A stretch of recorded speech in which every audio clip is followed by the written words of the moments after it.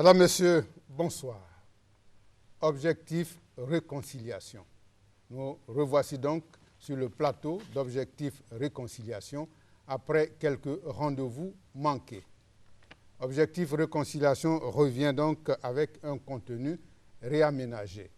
En lieu et place de paroles fortes, nous parlerons désormais réconciliation. La deuxième rubrique s'intitule « Allons à la réconciliation ».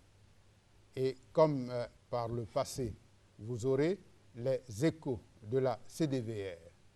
Mais pour ce premier numéro, j'allais dire de la reprise, nous parlerons réconciliation et nous irons à la réconciliation. Mes invités ce soir sont le professeur Seri Bailly. Le professeur Seri Bailly est le président de la commission heuristique. Il nous dira tout à l'heure ce que cela signifie. Avec le professeur Seri Bailly, c'est avec un réel plaisir que nous recevons M. Ahmed Touré, qui est le directeur de la communication de la CDVR. Ahmed Touré, qui n'est plus à présenter, c'est d'ailleurs à lui que nous allons demander de revenir de façon succincte sur la ou les missions de la CDVR. Merci, Ali. Je pense que les missions de la CDVR sont simples, ont été données dans l'ordonnance numéro 2011-167 du 13 juillet 2011. L'ordonnance stipule que la CDVR a mission de rechercher la vérité et situer les responsabilités sur les événements sociopolitiques nationaux, passés et récents. En deuxième point, entendre les victimes, obtenir la reconnaissance des faits par les auteurs, des violations incriminées, et obtenir également le pardon de la nation, le pardon des victimes et de la nation. Et le troisième point, c'est proposer les moyens de toute nature susceptibles de contribuer à guérir les traumatismes subis par les victimes, et enfin, identifier et faire des propositions de réalisation des actions de nature à renforcer la cohésion sociale ainsi que l'unité nationale. Ces missions étant données à la CDVR s'est donné, disons, des moyens d'y arriver. Et c'est la première chose que la CDVR a entrepris de faire, c'est créer des commissions spécialisées pour faire les réflexions. Et la première commission spécialisée que nous recevons, c'est la commission heuristique présidée par le professeur Seri Bailly. Voilà, merci Ahmed Touré pour ces précisions. Voilà donc qui m'amène à vous demander, professeur, une commission heuristique. Ça fait très savant, ça. Ça veut dire quoi? Oui, il faudrait faciliter les choses pour nos concitoyens. Il s'agit de rechercher les causes profondes qui rendent compte de la crise ivoirienne. Dans une société, les gens vivent plus ou moins en bonne entente. Et puis voici que surgit la crise ou la guerre. Il faut donc se donner les moyens théoriques avec les méthodes appropriées pour comprendre les facteurs fondamentaux qui expliquent cette crise. Si on ne comprend pas ces facteurs-là, nous tournerons en rond et nous risquons d'être confrontés à d'autres crises encore. Donc notre rôle, le rôle de cette commission, c'est de comprendre la crise et je crois que c'est important. Si on ne comprend pas, on ne peut pas résoudre. Si on ne connaît pas la maladie, on ne pourra pas la soigner. C'est ainsi qu'il faut comprendre la commission heuristique elle-même. Certains veulent qu'on dise commission historique, d'autres préfèrent qu'on garde heuristique, mais ce qui importe, c'est le travail qui va être fait. C'est vrai que nous n'allons pas faire dans les jeux de mots. Vous êtes là ce soir pour nous aider justement à comprendre. Quand vous dites que votre commission a pour mission de comprendre notre crise, qu'est-ce que vous entendez par là? Mais j'ai parlé de différents facteurs. C'est pourquoi la commission elle-même est subdivisée en sous-commissions. Dans quelle mesure les questions foncières font partie des causes profondes de la crise ivoirienne? dans quelle mesure aussi les dysfonctionnements de la démocratie et tous les problèmes liés à la vie politique ont pu contribuer aussi à la crise. Les questions liées à la citoyenneté, aux élections, tous ces facteurs-là feront l'objet d'une sous-commission. Il y a également la communication elle-même. Dans quelle mesure la communication, la presse, les médias d'État sont à la base de la crise. Il y a une autre sous-commission qui va réfléchir sur la justice et la sécurité. Parce que là aussi, si la justice ne fonctionne pas bien, cela pourrait entraîner des frustrations et conduire, n'est-ce pas, à allumer des feux dans la société. Il y a le genre, dans quelle mesure le dysfonctionnement de la famille ou bien le fait que la place qu'il faut n'est pas accordée à la femme ou tout ce qu'elle subit comme frustration, dans quelle mesure ces facteurs-là aussi peuvent expliquer. La 6e sous-commission va parler des problèmes liés à l'éducation, à la formation et à la jeunesse. Parce que la plupart de ceux qui s'affrontent, ce sont des jeunes. Qu'est-ce qui explique que les jeunes sont impliqués comme cela dans la crise ivoirienne? Et nous avons jugé également qu'il est important de réfléchir sur l'appauvrissement de notre société. Parce qu'il peut y avoir des palabres, mais tant qu'il y a des moyens pour satisfaire les besoins des uns et des autres, on réussit à maîtriser l'agressivité des uns et des autres. Mais quand la pauvreté vient s'ajouter, tout le monde manque de retenue et cela peut conduire à des affrontements et à des pertes en vie humaine. Voilà, donc voici les différents démembrements de la commission. Merci, professeur. Alors, Ahmed Touré, je voudrais que vous puissiez nous dire 2 mots de ces propos que je tire du discours d'investiture du président de la République. Et cela se passait le 28 septembre à Yamoussoukro. Le président Alassane Ouattara a dit comme ça qu'il faut, en demandant à la presse, d'accompagner la CDVR dans sa mission. Alors, je voudrais savoir aujourd'hui, est-ce que vous qui êtes le directeur de la communication, est-ce que par rapport à la CDVR, par rapport aux activités de la CDVR, quelle contribution la presse a pu apporter jusqu'à aujourd'hui?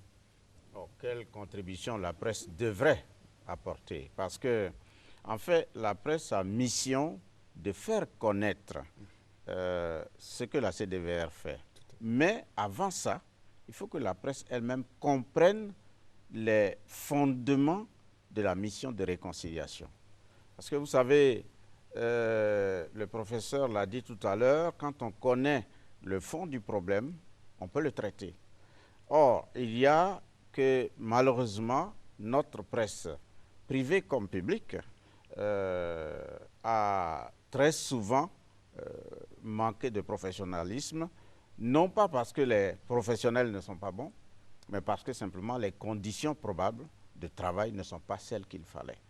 Et il est important que les médias, que ce soit audiovisuels ou de la presse écrite, que les médias se mettent à la disposition des populations pour qu'elles se connaissent, pour qu'elles connaissent ce que c'est que la nation, pour qu'elles connaissent ce que c'est que la citoyenneté, parce que être citoyen, ce n'est pas aussi simple que ça.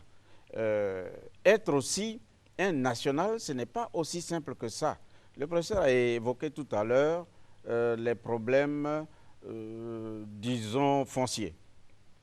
Quand on dit, je paraphrase parce que je n'ai pas le texte en mémoire, mais quand on dit que la terre ne doit revenir qu'aux nationaux, qu'est-ce que vous entendez par là? Parce que le national que vous êtes dans votre région, vous pensez que quand on dit national, c'est vous dans votre région et vous seulement. Et lui, le professeur Seri Bailly, pareil, et moi, chez moi, pareil. Alors que quand on dit les nationaux, ça veut dire que le professeur Seri Bailly, s'il vient chez moi à Maravadiassa, parce qu'il est ivoirien, s'il demande la terre, il a le droit de l'avoir parce qu'il est ivoirien. C'est ça le national. Si je m'en vais chez vous, que ce soit à Kong, à Gagnoa ou bien à San Pedro, et que je demande la terre qui est disponible, on me la donne parce que je suis ivoirien. Je crois que c'est ça. Ce sont des choses comme ça que la presse et les médias doivent expliquer. Et il y a un problème profond de citoyenneté. Et je pense que lorsqu'on arrivera à ce stade-là et que la presse aura compris sa mission d'unification et de sensibilisation à la chose publique, ça ira un peu mieux. Et puis il y a aussi les problèmes d'éducation. Il y a un problème d'éducation parce que le genre, la place des uns et des autres dans la famille, les comportements des jeunes en face des moins jeunes, les comportements des enfants et des parents, tout cela, les médias doivent s'en saisir et essayer d'en tirer, comme dirait le littéraire, la substantifique morale. Merci beaucoup.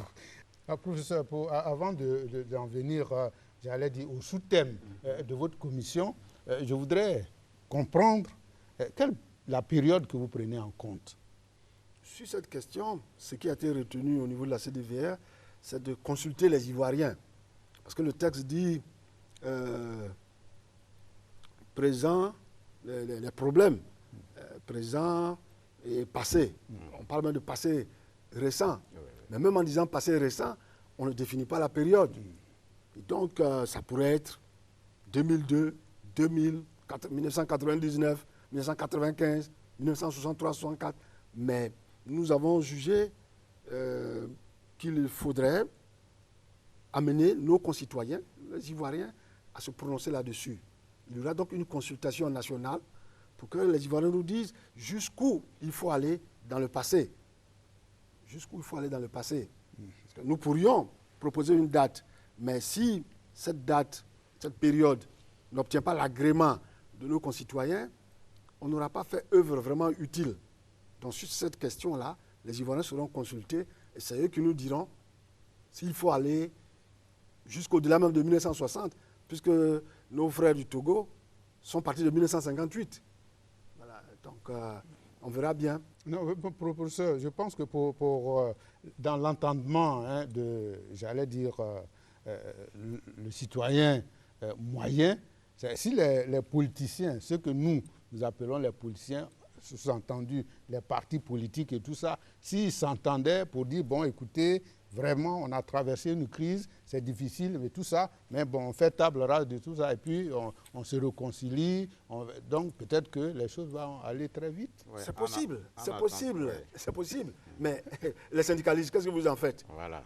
Les syndicalistes, même si les politiciens s'entendent et qu'il y a des difficultés à vivre, mais les syndicats, la société civile aussi, peut se mettre à organiser des marches, organiser des grèves. La quiétude de la société sera encore perturbée. Donc, je suis d'accord avec vous que les politiciens au premier chef, parce qu'on suppose qu'ils sont responsables. Parce que s'ils s'engagent en politique, c'est pour rendre leurs concitoyens heureux. Comment se fait-il qu'au bout du compte, il y a des souffrances, il y a des morts? Je pense qu'on ne peut pas exonérer les hommes politiques. Ce que je voulais dire, c'est qu'il faut les amener à se parler, il faut les amener à trouver un consensus minimal et l'une des commissions va réfléchir, n'est-ce pas, au fonctionnement de la vie politique de telle sorte que cela ne nous conduise pas à des affrontements. Oui, mais moi j'ajouterais que c'est trop facile aussi de dire ce sont les politiques, ce sont les politiques, ce sont les politiques. On les voit tous les jours, les politiques. Ils se réunissent, ils prennent des résolutions, ils se fréquentent, ils sont des amis, mais ceux qui se tapent dessus, ce n'est pas les politiques eux-mêmes, c'est nous-mêmes. Ça veut dire qu'il faut que nous cessions de dire « ce n'est pas moi, c'est l'autre ». Chacun d'entre nous doit prendre ses responsabilités. Et moi, je pourrais poser la question à chacun des Ivoiriens. Qu'est-ce que chaque jour, chaque Ivoirien fait pour la réconciliation? Parce qu'il faut que ce soit intérieur, la réconciliation. C'est un peu comme la foi. Quand vous avez la foi, il n'y a que dans la manifestation, dans votre comportement, qu'on voit que vous avez la foi. Si vous avez la réconciliation en vous, vous pouvez comprendre les difficultés de l'autre et puis vous pouvez l'aider à se réconcilier avec vous. Et il faut que chacun d'entre nous prenne sa responsabilité. Et je pense que accuser les politiques, accuser les uns et les autres, c'est plus facile, c'est trop facile. Il faut que nous-mêmes, nous nous mettions en cause. Et je crois que c'est à partir de la remise en cause individuelle qu'on arrivera à la solution. Je vais vous inviter à aller à la réconciliation. C'est une réalisation faite plus exactement dans la région de Diokwe.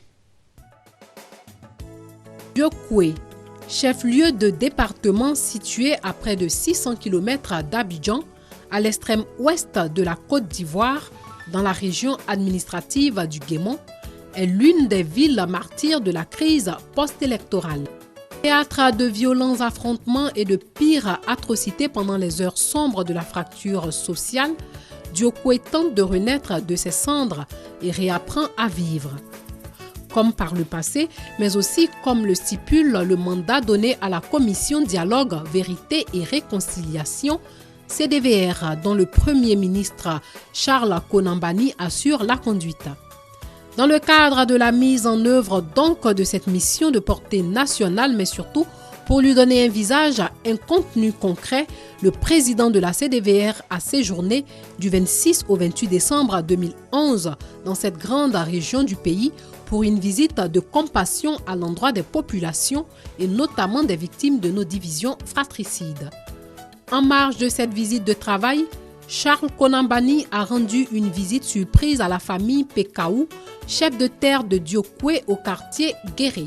Sur place, c'est Donyomblei Lazare, un des doyens d'âge du clan, qui, statufié par la présence et la qualité de son visiteur, tente de donner les nouvelles au milieu des ruines de ce qui était, il y a encore quelques mois, son habitat. En effet, ici vivaient en harmonie une bonne centaine de personnes avant que le quartier ne sombre dans la violence.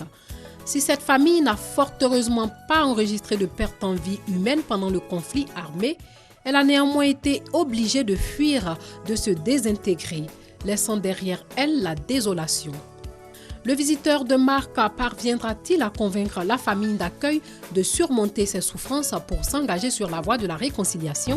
Aïe, ça va? Assao.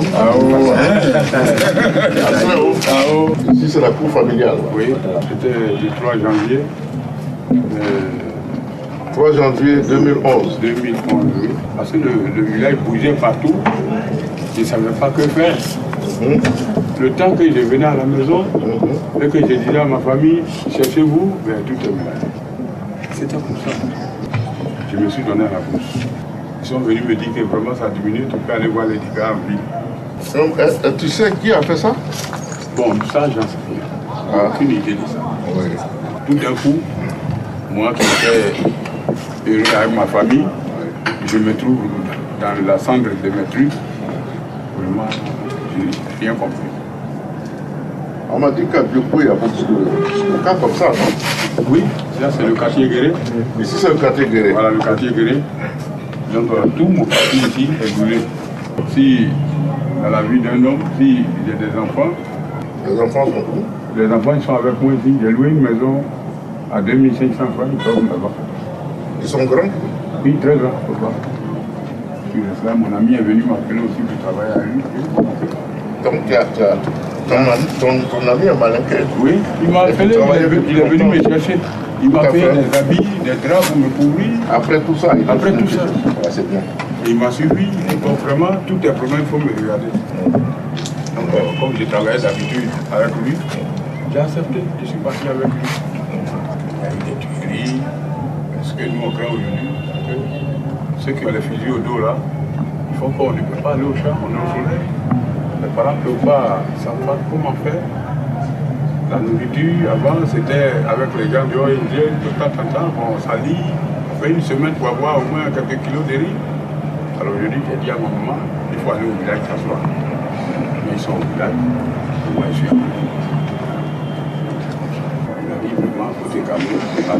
Mais est-ce qu'il y a des quartiers malinqués qui ont été... Oui, qui ont été sinistrés aussi, hein? Oui, il y en a plein.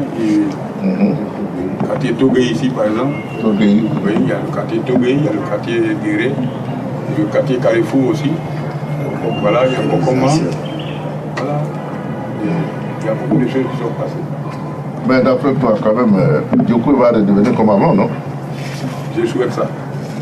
Vraiment, je souhaite ça. Monsieur le Président, vraiment, je souhaite ça. Parce qu'on vivait heureux avant. Et on s'est trouvé... Mais c'est pour ça que le président a créé cette commission-là. Voilà. Et vraiment, si je vis comme j'étais avant, vraiment, c'est tout ce que j'ai besoin. Ma famille doit être heureuse. Si je quitte dans cette peine-là, vraiment, ça va m'arranger. Il faut que tous mes frères aussi soient comme ça aussi. Parce que je ne peux pas parler de moi seul. Voilà mes frères qu'on enferme, on ouvre la porte. Et sur les sites là, ils n'ont pas d'appartement. Ils dorment dans les sécuriages, on les ferme à 20h. Alors, ouais, vraiment. Ouais, je viens du site là. Voilà, donc c'est dur. Je m'en vais à l'autre site, le site de... Voilà. Donc c'est pour ça que vraiment ça m'a touché réellement. Mais... Ouais. Depuis 2002, mon village Petit Dioko, qui est long, a connu des atrocités. Ouais. Et encore en 2011, je viens me trouver dans ça encore. Alors vraiment, papa, je sais que vous cachez.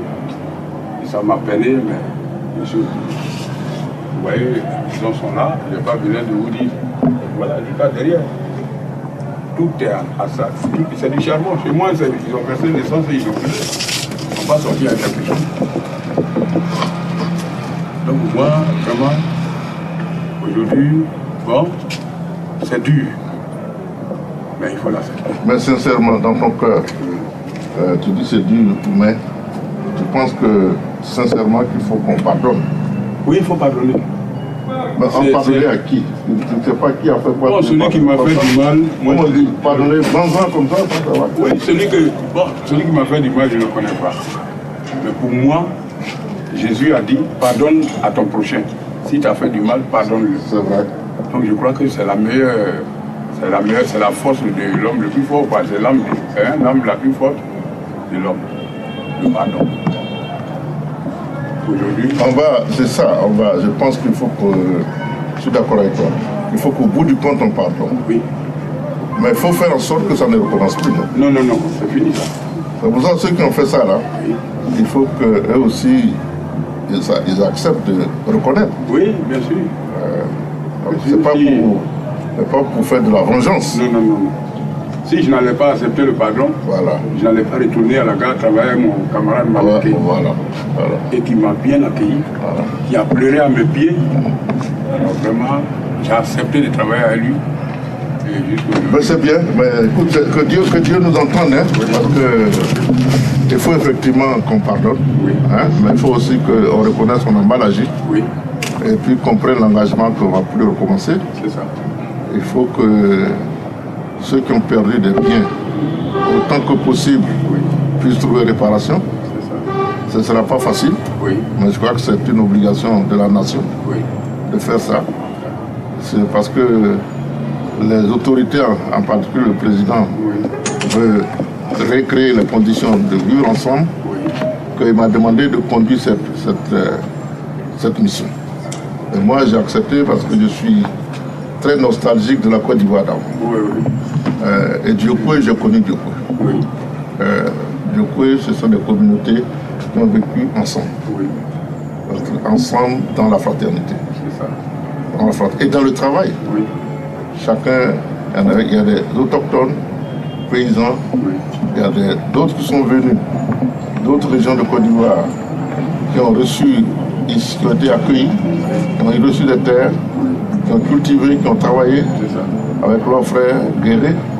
Et puis il y a les commerçants, les transporteurs. Voilà les trois grandes communautés. Et Dioko, c'était un grand centre avant. Je connais. Je connais. Il y a des parents qui ont quitté ici. Il faut qu'on fasse tout pour que ça redevienne comme avant. On ne se mange pas, mais en même temps qu'on ne recommence pas. Pas du tout. En tout cas, c'est ce que je souhaite. Ben, je m'excuse, hein, je suis venu sans prévenir. Mais je crois que c'est ça l'Afrique aussi. Hein.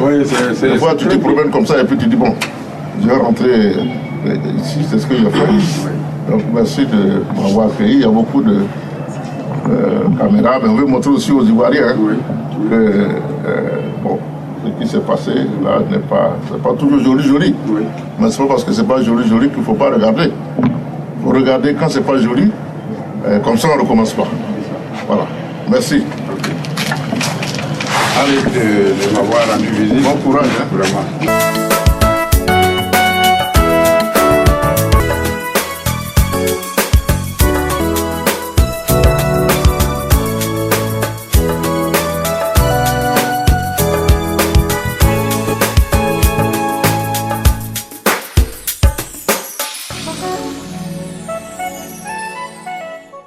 Voilà, on s'arrête ici pour ce soir. Merci, professeur Seribaï. Merci, M. Ahmed Touré. On se retrouve, mesdames, messieurs, la semaine prochaine. Merci. Bonsoir.